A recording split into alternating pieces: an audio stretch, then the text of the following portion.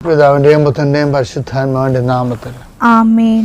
ഇന്നിപ്പോ ജൂൺ 2-ാം തീയതിയാണ്, തിങ്കളാഴ്ച.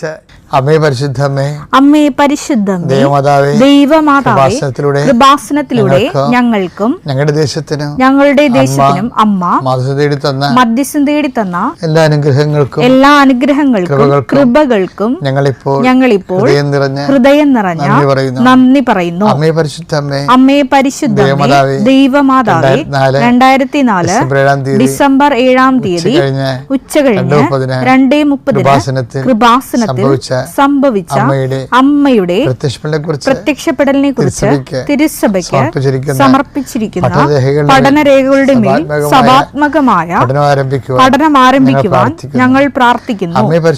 അമ്മേ പരിശുദ്ധമേ, ഭൂസ്വർലോകങ്ങളുടെ രാജ്ഞിയായ അങ്ങേയ്ക്ക് ഭൗമ സംരക്ഷണത്തിനായി പ്രപഞ്ചപ്രകൃതിയെ തന്നെ തിരുസഭ പ്രതിഷ്ഠിക്കുവാൻ ഈ പ്രത്യക്ഷീകരണ വഴി ഇടയാക്കണമേ. പരിശുദ്ധമ്മേ, ജപമാല മാതാവേ, സകല കൃപാസനം പ്രാർത്ഥനകളോടും ചേർത്ത് ഞങ്ങളിപ്പോൾ പ്രാർത്ഥിക്കുന്ന ഈ കുടുംബത്തിന്റെ പ്രത്യേക നിയോഗം പറമക്കളെ.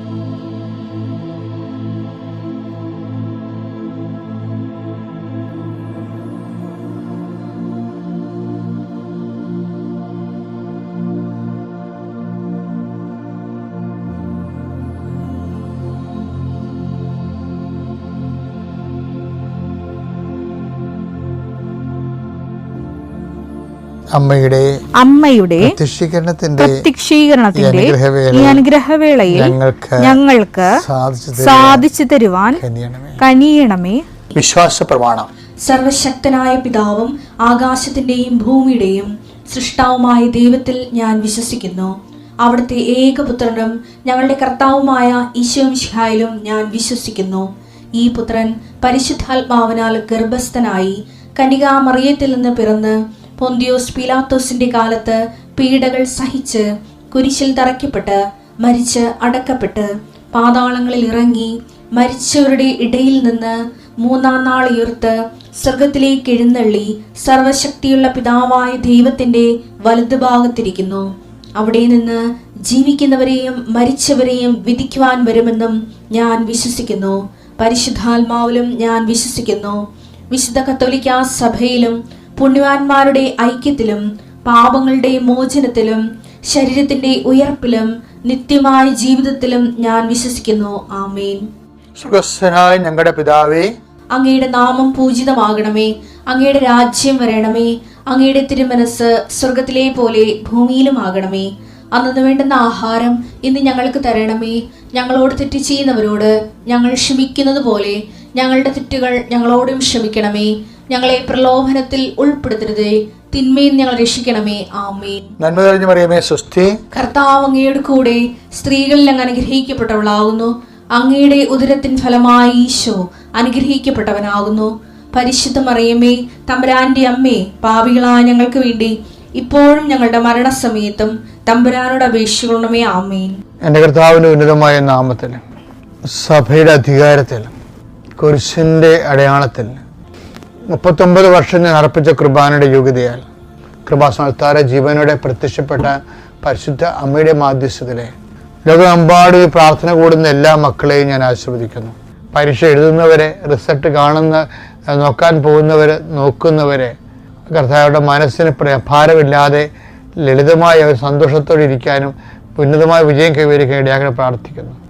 ഈ പ്രാർത്ഥന കൂടുന്നവർക്കെല്ലാം കർത്താവിൻ്റെ സമാധാനം അവകാശമാകുകയും ഓഹരിയാകുകയും ചെയ്യട്ടെ. നിത്യപിതാവും പുത്രനും പരിശുദ്ധാത്മാവുമായ സർവ്വീശ്വരൻ നയിക്കുവാമേ. ഇന്നലെ നമ്മൾ എന്താ പറഞ്ഞത്? ഇന്നലെ നമ്മൾ പറഞ്ഞത് അറിവാണ് ആത്മവിശ്വാസം നമുക്ക് നൽകണത്. അടിത്തറ ആത്മവിശ്വാസമാണ് നമുക്ക് ആത്മധൈര്യം നൽകണത്. പഴയ നിയമത്തിലും പുതിയ നിയമത്തിലും ലീഡേഴ്സിനുണ്ടായിരുന്നത് എന്താണ്? അവരെക്കുറിച്ചുള്ള ദൈവത്തിൻ്റെ അറിവാണെന്ന് പറഞ്ഞു. അത് എനിക്ക് ഇപ്പം നമ്മൾ ഇന്നലെ പറഞ്ഞില്ലേ, എത്രയാണ് പുറപ്പാട് 33:17 പറഞ്ഞില്ലേ ഇന്നലെ? എന്താണ്? എനിക്ക് നിന്നെ നന്നായി അറിയാം, നീ എൻ്റെ പ്രീതി നേടിയിരിക്കുന്നു എന്നുള്ളതാണ്. അതുപോലെ തന്നെ ഒരാളാണ് പുതിയ നിയമത്തിൽ ലീഡർ. ആര്? പത്രോസ്. പത്രോസിൻ്റെ എങ്ങനെയാണ്? പത്രോസിനെ ഉദ്യമങ്ങൾ കർത്താവ് മിഷൻ ഏൽപ്പിക്കുമ്പോൾ കർത്താവ് ചോദിക്കുന്ന ഒരു ചോദ്യം എന്താണ്? എനിക്ക് നിന്നെ അറിയാം എന്നുള്ള ഒരു പോയിന്റിലേക്ക് പതുക്കെ പത്രോസിനെ കൊണ്ടുപോകണുണ്ടേ. എന്താണ്? യോനായുടെ പുത്രനായ ശിമയോനെ, നീ ഇവരെക്കാൾ അധികമായി എന്നെ സ്നേഹിക്കുന്നുവോ? 1-ാം വട്ടം ചോദിച്ചു, 2-ാം വട്ടം ചോദിച്ചു, 3-ാം വട്ടം ചോദിച്ചിട്ട് ഈ മുനമ്പിലെത്തിക്കും. എങ്ങനെയാണ്? അപ്പോൾ പത്രോസ് പറയും, കർത്താവേ, അങ്ങയ്ക്ക് എല്ലാം അറിയാം. അതായത് പത്രോസിനെക്കുറിച്ച്, മോസസിനെക്കുറിച്ച് ദൈവം പറഞ്ഞതുപോലെ തന്നെയാണ് ഇപ്പോൾ പത്രോസിനെക്കുറിച്ചും പറയണത്. യോഹന്നാൻ 21:17 അവൻ 3-ാം പ്രാവശ്യവും അവനോട് ചോദിച്ചു, യോഹന്നാന്റെ പുത്രനായ ശിമയോനെ, നീ എന്നെ സ്നേഹിക്കുന്നുവോ? തന്നോട് 3-ാം പ്രാവശ്യവും നീ എന്നെ സ്നേഹിക്കുന്നുവോ എന്ന് അവൻ ചോദിച്ചതുകൊണ്ട് പത്രോസ് ദുഃഖിതനായി. അവൻ പറഞ്ഞു, കർത്താവേ, നീ എല്ലാം അറിയുന്നു, ഞാൻ നിന്നെ സ്നേഹിക്കുന്നുവെന്നും നീ അറിയുന്നു. നീ എല്ലാം അറിയുന്ന ഈശോയ്ക്കും പത്രോസിനും മാത്രം അറിയാവുന്ന പത്രോസിൻ്റെ ജീവിതത്തിൽ ഒരു എല്ലാം ഉണ്ട്, മറ്റുള്ളവർക്ക് അറിയാൻ പാടില്ലാതിരുന്നത്. ഇതുതന്നെയാണ് നീ എൻ്റെ ചെമ്മരിയാടുകളെ മേയ്ക്കുക, നീ എൻ്റെ കോലാടുകളെ മേയ്ക്കുക, ഞാൻ അധികാരം കൊടുക്കാൻ കാരണം. മോസസിനും അത് തന്നെയാണ് അധികാരം കിട്ടാൻ കാര്യം. എന്താണ്? ആ 33:17 എന്താണ്? എനിക്ക് നിന്നെ നന്നായി അറിയാം, നീ എൻ്റെ പ്രീതി നേടിയിരിക്കുന്നു. അപ്പോഴേ ദൈവത്തിന് വേണ്ടി മാത്രം വേറെ മനുഷ്യൻ്റെ ഒരു പ്രീതിയുമില്ലാതെ, അതുകൊണ്ട് മനുഷ്യൻ്റെ നമുക്കൊന്നും കിട്ടത്തില്ല. ദൈവത്തിന് മാത്രമേ അറിയാൻ പറ്റത്തുള്ളൂ നമ്മൾ ചെയ്തത്. മത്തായി 6:6 എടുത്തേ. എന്നാൽ നീ പ്രാർത്ഥിക്കുമ്പോൾ നിന്റെ മുറിയിൽ കടന്ന് കതകടച്ച് രഹസ്യമായി നിന്റെ പിതാവിനോട് പ്രാർത്ഥിക്കുക. രഹസ്യങ്ങൾ അറിയുന്ന പിതാവ് നിനക്ക് പ്രതിഫലം നൽകും. ഇനി ഇതുപോലെ തന്നെ രഹസ്യങ്ങൾ അറിയുന്ന പിതാവ് നിനക്ക് പ്രതിഫലം നൽകും. അതാണ് നമ്മുടെ സബ്ജക്റ്റ്. അതായത് 6:3-4 നീ ധർമ്മദാനം ചെയ്യുമ്പോൾ അത് രഹസ്യമായിരിക്കേണ്ടതിന് നിന്റെ വലത് കൈ ചെയ്യുന്നത് ഇടത് കൈ അറിയാതിരിക്കട്ടെ. രഹസ്യങ്ങൾ അറിയുന്ന നിന്റെ പിതാവ് നിനക്ക് പ്രതിഫലം നൽകും. ചില കാര്യങ്ങളൊക്കെ മറ്റുള്ള അറിഞ്ഞില്ലെന്ന് വിചാരിച്ചോണ്ടേ നിങ്ങൾ ടെൻഷൻ അടിക്കരുത്. ഇപ്പം നമ്മൾ കുഞ്ഞുങ്ങളെ വളർത്തണില്ലേ, കുഞ്ഞുങ്ങൾക്ക് 3 വയസ്സ് വരെ അമ്മ എന്തുമാത്രം അവരെ പനിയായി കിടന്നോ, ഓപ്പറേഷൻ കഴിഞ്ഞ് കിടന്നോ, പിള്ളേർക്ക് വല്ലതും അറിയാവാ? നമ്മളിങ്ങനെ എപ്പോഴും പിള്ളേർ പറയും, നീ 3 വയസ്സ് വരെ നീക്ക് ഇന്നെ കിട്ടുവാന്ന് പോലും പേടിയായിരുന്നു മനുഷ്യന്. ഞാൻ ദിവസങ്ങളോളം ഉറക്കം നിന്നിട്ടുണ്ട്. ഈ പാട്ടൊന്നും ഇനി പാടേണ്ട കാര്യമില്ല, പാട്ടിൻ്റെ കാര്യമില്ല. അവരെ അറിയത്തില്ലല്ലോ, അവർക്ക് അറിയാത്ത കാലത്ത് നീ അവർക്ക് വേണ്ടി ചെയ്തതല്ലേ. അത് ദൈവത്തിന് വേണ്ടിയായിട്ട് വരവഹിച്ചാൽ മതി. അപ്പോൾ നീയും ദൈവവും തമ്മിൽ ഒരു രഹസ്യ ദിനമുണ്ടായിരുന്നു. കർത്താവേ, ആ കാര്യങ്ങളെല്ലാം നിൻ്റെ നാമത്തെ മഹത്വത്തിനായി നീ കാഴ്ചവെക്കണമെന്ന് പറയണം. അങ്ങനെ ആസ്തി പദ്ധതി വർദ്ധിപ്പിക്കണം. ഓക്കെ.